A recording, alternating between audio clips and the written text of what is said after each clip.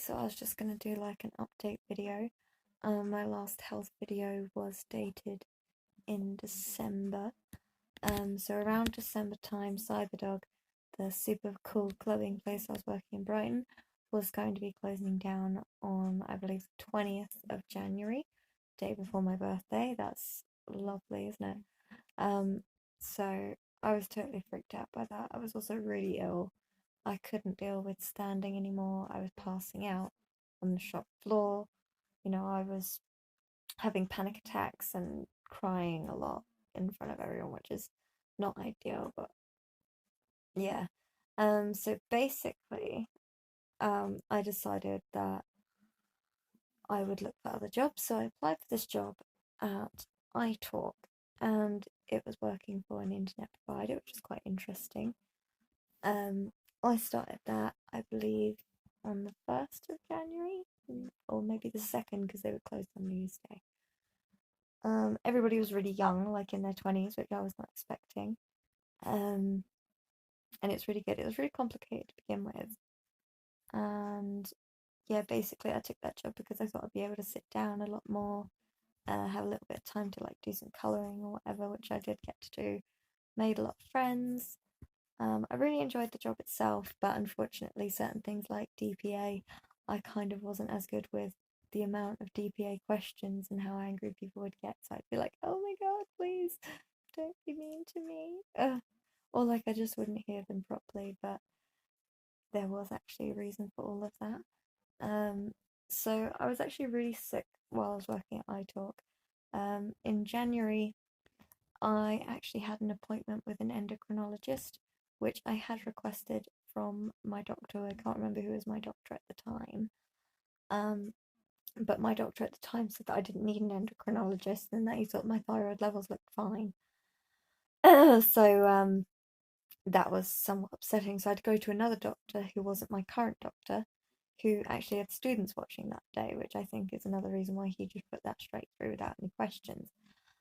So when we did eventually get to see the endocrinologist, we went through a whole load of questions and blood tests. Well, he asked for blood tests and all kinds of things, and he really seemed to understand about Hashimoto's, and that was really relieving to finally know someone that understood about the disease and knew how bad it was for me, because so many people be like, oh, thyroid issue, it's nothing, but that's just pain for me.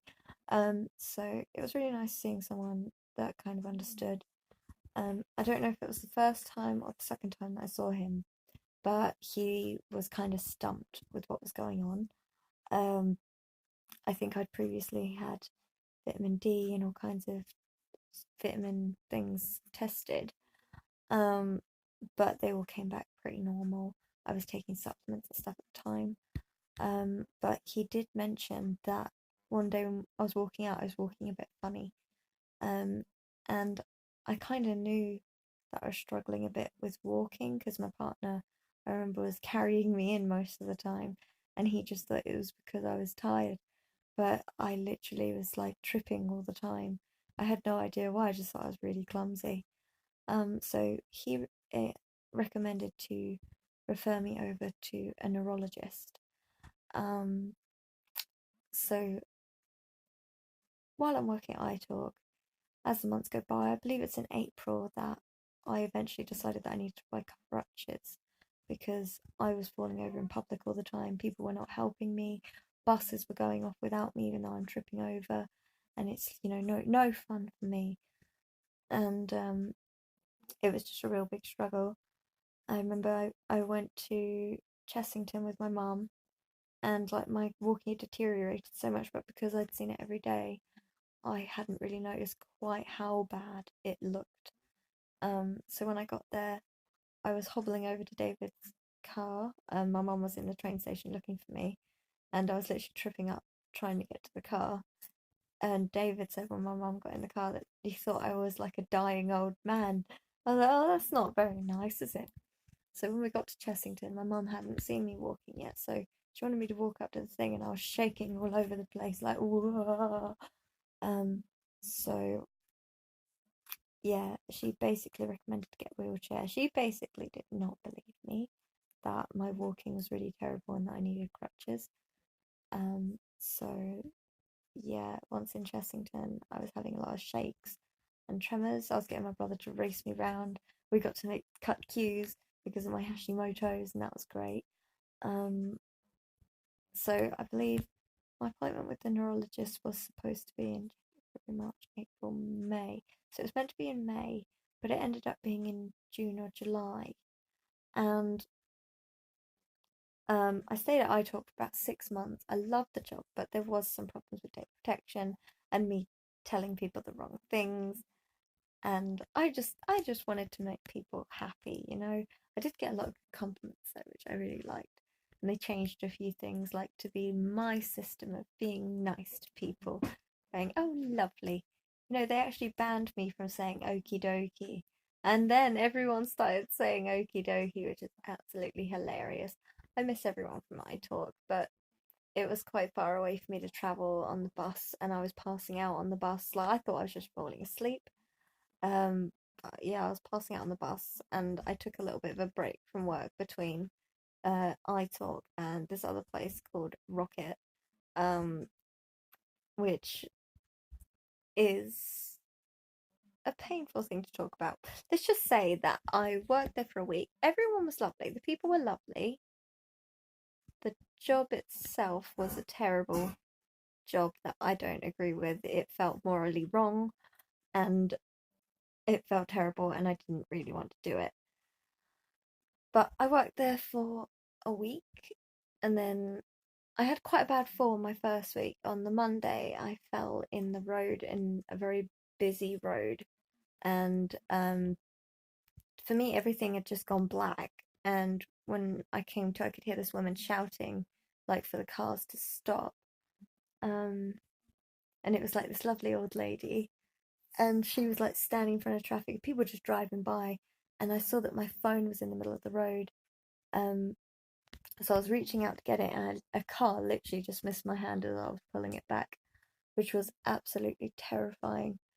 Um, and then yeah, there was this whole thing where some guy tried to get me in his car, and all these women gathered around me and were protecting me, like, no, you will not go with them. But after my first week, which was exhausting, I cried every day. It was terrible. It was like working at Ruby's again. Um, but yeah, I took the Monday off with a migraine, which I needed to get a sick note for. Bullshit. One day. You're allowed to take one day. Um, so I got that from a different doctor called Dr. Gomes. Um, hello. Hello. Um, and she was very thorough. She wanted to know more about the migraines and stuff like that. On the Tuesday, I had it booked off anyway because I was going to see a neurologist. And when I went to see the neurologist, you know, I've been going through this since I was 13. All this pain, no one giving a shit, honestly. Pain and no one caring because no one believes that I have Hashimoto's and all of this stuff. It's um it's painful. Um but yeah, so I go in there and I tell him all of my symptoms, tell him everything that's happening. I'm shaking, I'm going stiff. You know, he asks me to go on the bed, and he does some like reflex kind of things and pulling things, and I try really hard, and I even start sweating for some of the things, and I say, go on then, tell me I'm fine, tell me I'm absolutely fine, and there's nothing wrong with me. Go on then, make my day. And he was like, um, I can tell you that you're absolutely not fine, and I believe I know what it is, and we would like to do more studies into this, but I am going to get to the bottom of this. He said, if I could, I would have had you admitted yesterday. This is how serious this is. And I was like, yeah. He was like, the kind of things that we're looking at are lupus and MS, other kind of diseases. And I was like, really? I mean, I had been reading my Hashimoto's book by Dr. Isabella Wentz, which is very fascinating, which explains how Hashimoto's, which is an autoimmune disease, can actually get other autoimmune diseases such as cancer, diabetes, lupus, and I can't remember the other one. Oh yeah, MS. Aha! Unless I didn't say that. Oh, you know, I didn't say that one, obviously. So multiple sclerosis. Um, and yeah, so basically we had to go home and they were going to call us as soon as they had a bed, which happened to be at 11 o'clock in the morning, which was lovely. So we got straight into the hospital. I think we met the OT, the occupational therapist, before we even got admitted into the hospital. Oh no, that was after. I remember that was after, otherwise that wouldn't make sense. So I had a lumbar puncture, which was awful. I think in America they call that a spinal tap, where they take the liquid straight from your spine with a very big needle. It took about 30 to 40 minutes. It would normally take 20 minutes, but I'm very afraid of needles. I had to sing through the whole thing. I sang Rolling in the Deep, um, Seagulls by Bad Lip Syncing, and what's the other one? Oh yeah, Eminem's Insane. All very inappropriate. Everyone in the Clayton ward, which is an old ladies ward, heard me, but they loved it. A bit of entertainment for their day. Uh, a lot of swearing involved, but Dr. Dan didn't mind at all, and my partner's called Dan too, so I was like, Dan, meet Dan, Dan. He was like, okay, crazy, I like you. But yeah, so after having the spinal tap and so many bloody blood tests, and what was the thing I had? An MRI. Yep. And then I had a color contrast MRI where they put a goddamn cannula in me.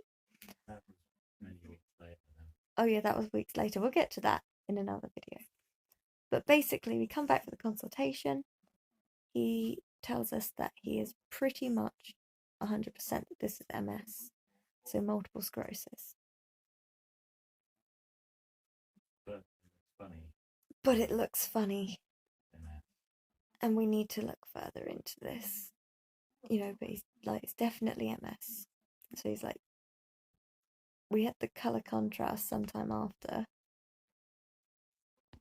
which had a cannula, which was horrible. I don't like to talk about it. I was having a fit in the machine and they were not being nice about it at all. And I told them that I was extremely scared of needles and they were not nice. And they forcibly bent my arm with the cannula in it. You know, my grandmother actually died from having brittle veins. What if I had that disease? You know, I could die from that. But moving on. We're basically at a point where I got an occupational therapist, a physiotherapist. I'm now done with the physiotherapy for now. I'm quite hesitant of females. I have anxiety of females somewhat, especially strangers. And